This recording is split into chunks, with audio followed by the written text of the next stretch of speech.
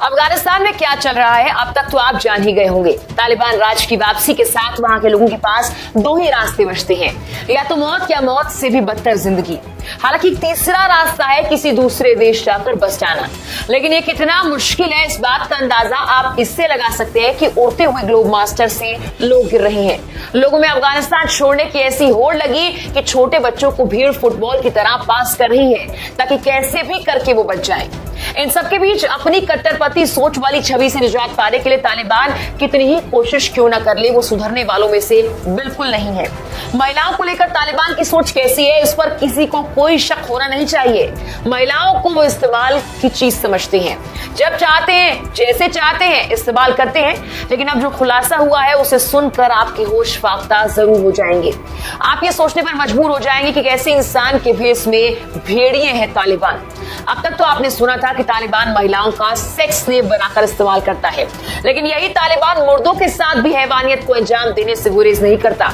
अफगानिस्तान से भारत आई एक महिला ने बड़े खुलासे किए हैं कि तालिबान शवों के साथ भी सेक्स करते हैं।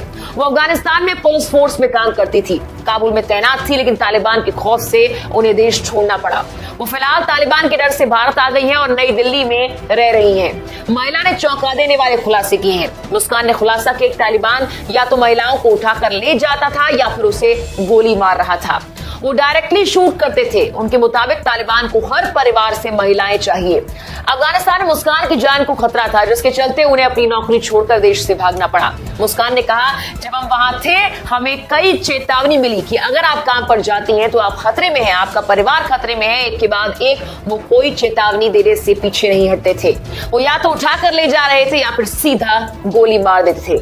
और उन्हें आगे कहा कि शवों का भी बलात्कार करते हैं तालिबान। उन्हें इस बात से कोई फर्क नहीं पड़ता कि वो व्यक्ति जिंदा है या फिर नहीं। क्या आप इसकी कल्पना कर सकते हैं? मुस्कान ने कहा, अगर कोई महिला सरकार के लिए पुलिस फोर्स में काम करेगी तो उसका यही हाल होगा। खौफ भरे इन लफ्जों को सुनकर किसी की रूह भी कांप जाए, लेकिन इन सब के बावजूद कट्टरपंथियों की सोच नहीं बदलती और वो तालिबान को सर आंखों पर रख उनकी तारीफों के पुल बांधते रहते हैं।